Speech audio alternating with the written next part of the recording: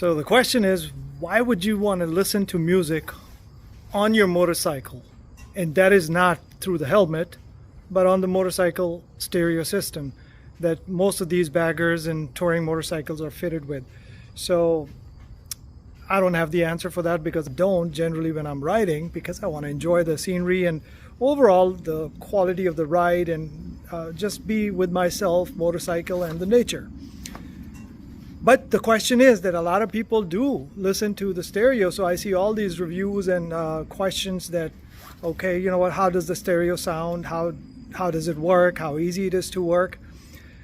It's not for me, but I did test it, and let me show you how easy it is on the K1600, and it's pretty good. I mean, I've seen better systems on other motorcycles, but like I said, you know, while riding, I don't listen to the music anyway, let alone listen to the music on the stereo system of the bikes, and it looks cheesy to me, to be honest. So let me show you exactly how it works. Here's my beloved K1600 GT. All you do is come over here,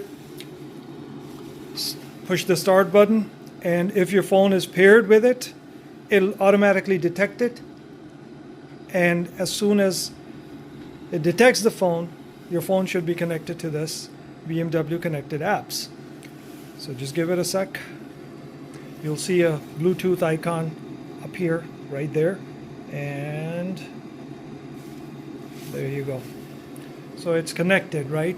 And now you just press the menu button. So menus pop up, and then press the menu button again to go to the playback. Now all you do is just click on this and it'll start play. So either with the toggle wheel, or press it again to stop it, to pause it, or you can use the menu button again.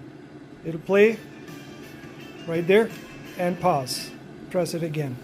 And then you come to the audio settings, and over here you have all these options that you can choose from, even the equalizer, bass boost, so I mean a lot of other things. And if your phone is connected, your Bluetooth helmet, headset, or Bluetooth communication system, then it'll give you a choice right here to choose the output device, and then you can choose the helmet speakers. So it's pretty easy, and you can do it while riding. And then you can go back. So for instance, if you play the music and now click the menu button back, and now you have your list over there, and you can just go click next with the toggle wheel, or go back on the tracks.